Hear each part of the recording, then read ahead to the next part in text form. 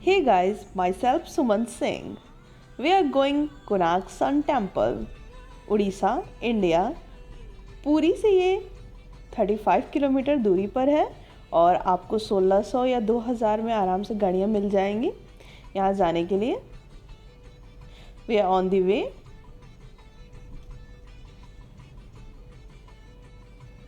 यह मंदिर सूर्य देव को समर्पित था, जिन्हें स्थानीय लोग बिरंची नारायण कहते थे।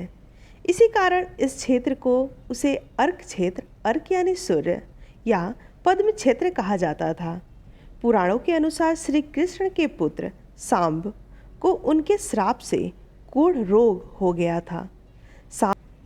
सांब ने मित्रवन में चंद्रभागा नदी के सागर संगम पर कोणार्क में 12 वर्षों तक तपस्या की और सूर्यदेव को प्रसन्न किया।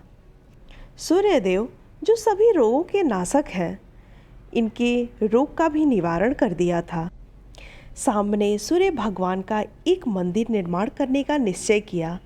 अपने रोग नाश के उपरांत चंद्रभागा नदी में स्नान करते हुए उसे सूर्यदेव की एक मूर्ति मिली। यह मूर्ति सूर्यदेव के शरीर के ही भाग से देवशिल्पी श्री विश्वकर्मा ने बनाई थी।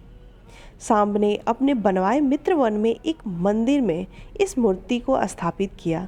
तब से यह स्थान पवित्र माना जाने लगा। इतिहासकारों का मत है कि कोणार्क मंदिर का निर्माण करता राजा नरसिंह देव हैं।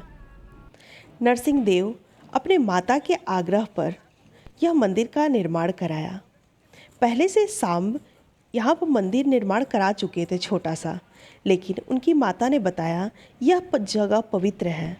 जब नरसिंह देव की माता निसंतान थी तो वो इस जगह आकर पूजा किया करती थी, जिससे उनको संतान की प्राप्ति हुई। उन्होंने अपने पुत्र से कहा कि इस जगह पर तुम एक भव्य मंदिर का निर्माण कराओ, सूर्य मंदिर। तब जाकर नरसिंह देव ने 1200 कारीगरों से 12 वर्ष में यह मंदिर का निर्माण कराया। यहाँ पर टिकट 20 या 30 रुपये का लगता है।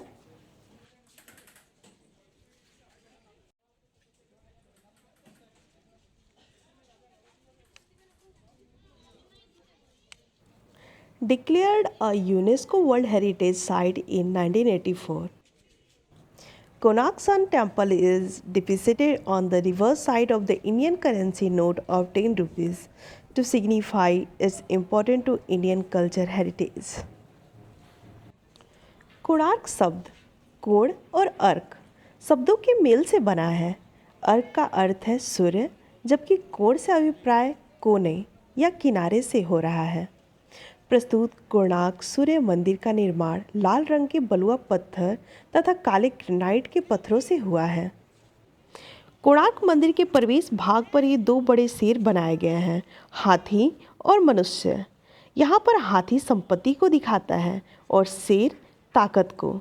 जब इंसान के पास पैसा और पावर यानी ताकत दोनों आ जाता है तो मनुष्य का विनाश हो जाता है।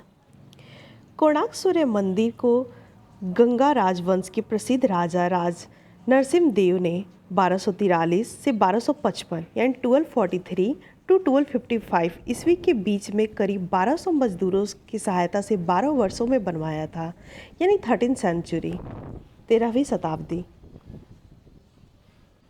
राजा नरसिम्ह देव बहुत ही इंटेलिजेंट राजा हुआ करते होंगे, क्योंकि उन्होंने इस मंदिर का निर्माण इस तरह से कराया है कि सारी उम्र के लोगों को ध्यान में रखते हुए 5 साल के बच्चे अगर इस मंदिर को देखेंगे तो उनको हाथी, घोड़े ये सब दिखाई देंगे, जानवर। दैट मीन्स 5 साल के बच्चे, दैट मीन उनके हाइट से हो रही है। अगर वो खड़े होंगे तो उनके लेवल तक क्या दिखाई देगा इस मंदिर में, तो हाथी, घोड़े, जानवर। 6 से 10 साल तक कला संस्कृति, कैसे लोग खेलते हैं, क्या करते हैं, कौन से गेम्स है, इस टाइप से हैं। 11 से 15 साल के बच्चों में ये दिखाया जाएगा कि कैसे फॉरेनर आते थे, जैसे चीनी लोग, और कैसे लोग अपना रणनीति बनाते थे, कैसे लोग रहते थे, क्या वेशभूषा था। उसे 16 से 20 साल के लोगों के बारे में कैसे एजुकेशन थे, क्या लोग करते थे, कैसे पढ़ते थे, क्या जीविकोपार्जन का साधन था, कैसे लोग ज़्यादा डेवलप हो सकते हैं। और 21 से 25 साल और बहुत सारी चीज़ दिखाया गया है उसमें, तो आप देख सकते हो इसकी कलाकृति बहुत ही खूबसूरत। ये जो आप स्क्रीन पर देख रहे हैं ये है विष्णु भगवान का मंदिर और नीचे जो ब्लैक कलर का आपको दिख रहा है ये ग्रेनाइट पत्थर है और ये खूबसूरत नक्काशी में ये 3 टेम्पल को दिखाया गया है। बीच वाला है जगन्नाथपुरी और उसके बगल वाला है कोणार्क टेम्पल। मंदिर लॉक है, इसके अंदर जाना अलाउ नहीं है। जब से कोणार्क मंदिर का जो सूर्य भगवान थे जो हवा में हैंगिंग थे, ऐसे लटकते रहते थे चुंबक की वजह से, जब से आक्रमण हुआ उसके बाद मूर्ति को जगन्नाथपुरी में शिफ्ट कर दिया गया है, तब से यहाँ पर पूजा पाठ नहीं होता है।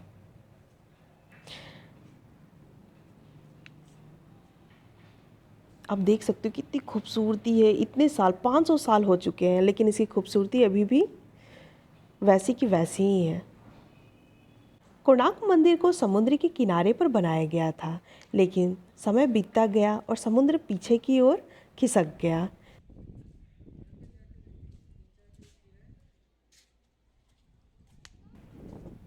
और ये काले रंग का है इसलिए इसे काला पगोड़ा भी कहा जाता है और नकारात्मक ऊर्जा को कम करने के लिए उड़ीसा के लोग इसका प्रयोग करते हैं। हर दिन सुबह सूरज की पहली किरण नाट्य मंदिर से होकर मंदिर के मध्य भाग पर आती है। उपनिवेश के समय ब्रिटिशों ने चुंबकीय धातु हासिल करने के लिए चुंबक निकाल दिया। मंदिर के शीर्ष पर एक बहुत बड़ा चुंबक था जिसकी वजह से मंदिर के अंदर जो भगवान थे वो हैंगिंग स्टेट में थे, यानी लटकते हुए रहते थे हवा में। जब चुंबक हटा तो पूरा मंदिर ध्वस्त हो गया। कुछ ही मंदिर के पार्ट है जो आप देख रहे हो। मंदिर में जो भी चीज़ बना है उसमें लोहा है और लोहा और चुंबक एक दूसरे को जकड़ के रखा था मंदिर को। जब चुंबक को हटाया गया तो मंदिर बैलेंस नहीं कर पाया, अनबैलेंस हो गया और टूट गया। आप देख सकते हो चारों तरफ मूर्ति बनाया गया है। जब सूर्य पहली किरण लेकर आते हैं तो दिखाया जाता है कि चेहरा खिला हुआ है, मुस्कुराहट है चेहरे पर। जैसे जैसे दिन बीतता है चेहरा धीरे धीरे डल होते जाता है और शाम के टाइम एकदम फेस को उदास दिखाया गया है, सैड। इस तरह से इस मंदिर को बनाया गया पूरा का पूरा टाइम। और ये है ब्रिक मतलब ईंट का मंदिर। ये माया मंदिर है, देख सकते हो इस पर लिखा हुआ है ब्रिक टेम्पल। उस ज़माने में सोचो ब्रिक बनाकर ये टेम्पल का निर्माण हुआ है और ये टेम्पल आज तक बहुत ही सही है। इस वाले टेम्पल में आप ईंट जो देख रहे हो ये ख़राब भी नहीं हुआ है, तो आज के ईंट तो तुरंत ख़राब हो जाते हैं। ये सूर्य भगवान की पत्नी का मंदिर है। सब बंद है, कोई मंदिर में एंटर नहीं कर सकता, दूर से देख सकते हैं। कोणार्क मंदिर के गिरने से संबंधित एक अति महत्वपूर्ण सिद्धांत काला पहाड़ से जुड़ा है। उड़ीसा के इतिहास के अनुसार काला पहाड़ ने सन 1508 में यह आक्रमण किया और कोणार्क मंदिर समेत उड़ीसा के कई हिंदू मंदिर ध्वस्त कर दिए। पुरी के जगन्नाथ मंदिर के मदन पंजी बताते हैं कि कैसे काला पहाड़ ने उड़ीसा पर हमला किया। कोणार्क मंदिर सहित उसने अधिकांश हिंदू मंदिरों की प्रतिमाओं को भी ध्वस्त कर दिया। कोणार्क मंदिर की दीवारें इतनी मोटी थी कि उसे तोड़ना असंभव था। उसने किसी प्रकार से दिधनौती मेहराब की शिला को हिलाने का प्रयोजन किया और इस मंदिर को गिराने का कारण भी बना। दिधनौती के हटाने के कारण ही मंदिर धीरे धीरे गिरने लगा तथा छत से भारी पत्थर गिरने लगे। मुख्यशाला की छत भी ध्वस्त हो गई। उसने यहाँ की अधिकांश मूर्तियाँ और कोणार्क के अन्य कई मंदिर भी ध्वस्त कर दिए। कई कथाओं के अनुसार सूर्य मंदिर के शिखर पर एक चुंबकीय पत्थर लगाया था। उसके प्रभाव से कोणार्क के समुद्र से गुजरने वाले सागरपोत इस ओर खींचे चले आते थे, जिससे उन्हें भारी क्षति हो जाती थी। इस पत्थर के कारण पोतों के चुंबकीय दिशा निरूपण यंत्र यानी कंपास सही दिशा नहीं बताते थे। इस कारण अपने पोतों को बचाने हेतु मुस्लिम नाविक इस पत्थर को निकाल ले गए। यह पत्थर एक केंद्रीय शिला का कार्य कर रहा था, जिससे मंदिर का दीवार के सभी पत्थर संतुलन में थे। इसके हटने के कारण मंदिर की दीवारों का संतुलन खो गया। परिणाम स्वरूप वे गिर पड़ी। परंतु इस घटना का कोई ऐतिहासिक विवरण नहीं मिलता, ना ही ऐसे ही चुंबकीय केंद्रीय पत्थर का अस्तित्व का कोई ब्यौरा भी उपलब्ध है। मंदिर सूर्यदेव की भव्य यात्रा को दिखाता है।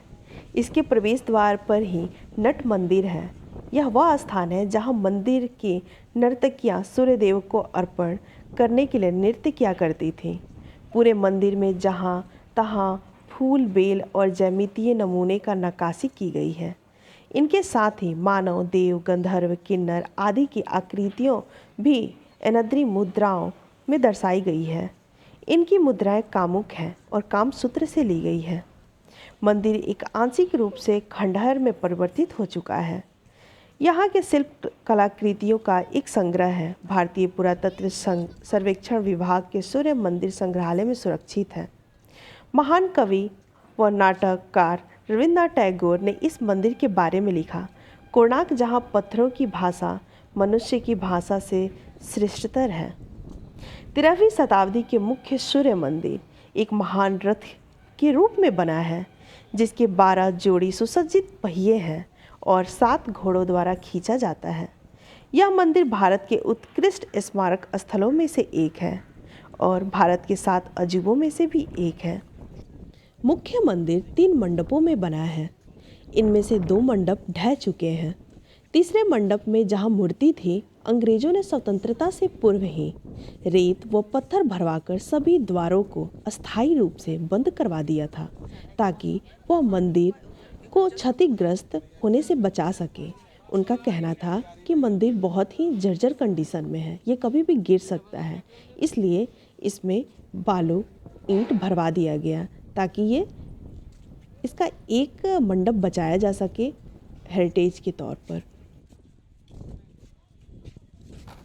आपको जानकर बहुत ज़्यादा हैरानी होगी कि इसके जो शीर्ष पर चुंबक रखा गया था वो 12 साल का लड़के द्वारा रखा गया था। बात ऐसा था, जब नरसिंह देव जी द्वारा ये मंदिर निर्माण कराया जा रहा था तो उस टाइम 1200 कारीगर द्वारा ये मंदिर निर्माण हो रहा था।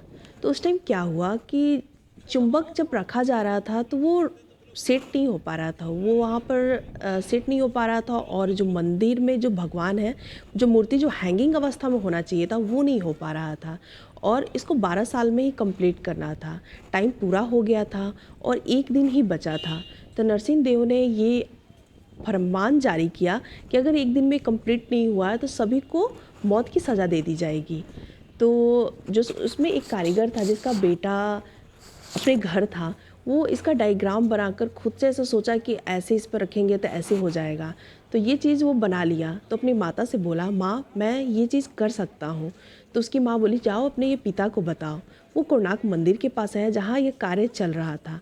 वो अपने पिता को ये बात बताया तो उसकी बातों को पर कोई विश्वास नहीं कर रहा था और सारे जो कारीगर थे, लेकिन उसके पिता के पास और कारीगर के पास भी कोई ऑप्शन भी नहीं था। तो उन्होंने बोला, चलो ठीक है, तुमको जो करना चाहते हो करो। तो उसने दोनों तरफ प्लेट लगाया और बीच में चुंबक को फिक्स किया, जिससे क्या हुआ, मंदिर में रखा हुआ सूर्य भगवान का प्रतिमा हवा में झूलने लगा, जिससे सभी लोग बहुत ही खुश हो गए। सभी मरने से तो बच गए, लेकिन बहुत सारे कारीगरों ने दिमाग लगाने लगा कि इसका जो राजा बोला था कि इसको 1200 ही कारीगर 12 साल में इस मंदिर का निर्माण करेंगे, लेकिन ये बच्चा भी इसमें सहयोग दिया तो ये 1201 कारीगर हो गए। तो ऐसा क्या किया जाए?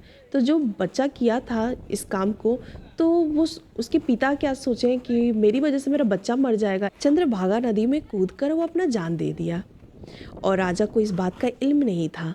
तो उन्होंने क्या किया, उन्होंने 13वीं था या 7वीं था उस दिन ही इस मंदिर का शिलान्यास कर दिया और उनको पता नहीं था। जब उनको ये बात पता चला तो ये मंदिर को उन्होंने सील कर दिया, यहाँ पर कोई पूजा पाठ नहीं और बंद कर दिया। उसके बाद इसको अंग्रेज़ों द्वारा ढूंढा गया और फिर इसको हेरिटेज के रूप में किया गया। तब तक इस पर चुंबक उम्बक कुछ नहीं था, सब गायब हो चुके थे। उसके बाद अंग्रेज़ द्वारा ये मिला और इसमें बालू पत्थर भरवा कर इसके मेन जो आप स्क्रीन पर देख रहे हो, ये मेन है जहाँ पर हैंगिंग अवस्था में सूर्य भगवान थे। ये गेट को अब सील कर दिया गया है।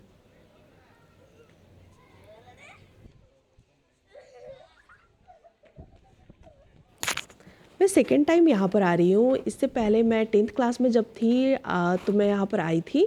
उस टाइम अपन गाइड किए थे और गाइड द्वारा बताया गया, तो उतने दिनों से मेरे दिमाग में ऐसे चल रहा था, भाई कितना अच्छा है, इसका ऐसे ऐसे कारीगरी है, इसमें बैंड बाजा बारात भी दिखाया गया है, इसमें नर्तकी को भी दिखाया गया है, इतनी खूबसूरती से ऐसे बारिश हो रहा है, धूप लग रहा है तो भी ये ख़राब नहीं हो रहा, बहुत ही खूबसूरत है। उस टाइम मेरे दिमाग को बहुत ही गहरा इसका छाप पड़ा था। देन मैं अभी आई 2021 में। देन अभी का अभी सब कुछ वही है, लेकिन आपको जानकर आश्चर्य हुआ कि उस टाइम जो मैं सुनी जानी उससे और कुछ मेरे को ज़्यादा यहाँ जानने को मिला। लेकिन यहाँ पर अभी हम लोग कोई गाइड नहीं किए हैं, खुद से ही अपन देख रहे हैं, अच्छे से इसको एक्सप्लोर कर रहे हैं। बहुत ही खूबसूरत जगह है, आपको अपने लाइफ में एक बार तो घूमना ही चाहिए इसको। पूरी तरह एक दिन इसको दीजिए, आइए आराम से इसको घूमिए, देखिए क्या है क्या नहीं। ऐसे नहीं आए ऊपर ऊपर घूम कर चल। ऐसे पुराने हिस्टोरिकल प्लेस ना अपने अंदर बहुत सारी बातें छुपाए रहते हैं। इनको जितना गहराई में देखेंगे, सोचेंगे और इस पर जितना टाइम इन्वेस्ट करेंगे, उतना ज़्यादा आपको नया चीज़ देखने को मिलेगा। यू यू कैन बिलीव कि इस जो मंदिर है इसमें चाइनीज़ और पुर्तगालियों के भी नक्काशी किया गया है। मतलब उस टाइम भी चीनी और पुर्तगाली यहाँ पर आते थे और ये भी दिखाया गया कि चीनी किस तरह से ठगते थे अपने को, तो ये भी कलाकृति के तौर पर दिखाया गया है। तो आप एक एक चीज़ देखोगे तब पता चलेगा। इस जगह से सूर्य भगवान का स्तुति होता था, प्रार्थना किया जाता था। ये प्रांगण है और इसके जस्ट सामने सूर्य भगवान का मंदिर है। आप बाहर से इसको देखिएगा तो सूर्य मंदिर आपको दिखेगा ही नहीं, ये भाग आपको दिखता है जिस भाग पर अपन खड़े हुए हैं। इतना सिमेट्रिकल इसको बनाया गया है ना, 1 इंच भी इधर ना उधर। कारीगरों की क्या नक्काशी है और कारीगरी है और एक्यूरेसी है। ना 1 सेंटीमीटर इधर ना 1 सेंटीमीटर उधर, बिल्कुल नहीं एक लाइन में।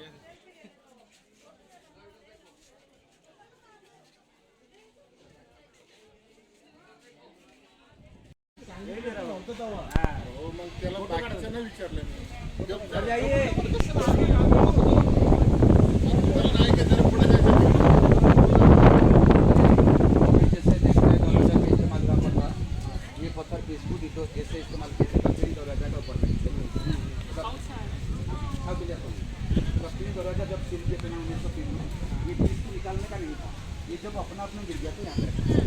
ये सिंगल पीस पत्थर, क्लोराइड पत्थर, इसमें सर देखिए मेडिटेशन कर रहा है, योगा ये देख रहे जी।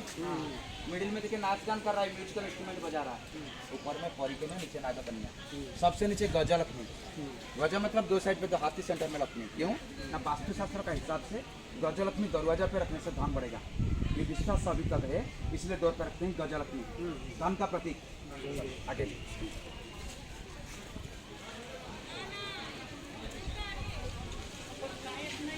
यह कोणार्क सूर्य मंदिर का नक्शा है। ये घूमने में आपका हेल्प करेगा। आप इससे देख लो पहले क्या क्या कहाँ है, उसके अकॉर्डिंग आप घूमना स्टार्ट करो। और ये रहा सूर्य टेम्पल से रिलेटेड कुछ बातें, आप इसका स्क्रीनशॉट ले लीजिए और आराम से पढ़िए जिस लैंग्वेज में आप कंफर्टेबल हैं। I hope you enjoy this video. Thanks for watching.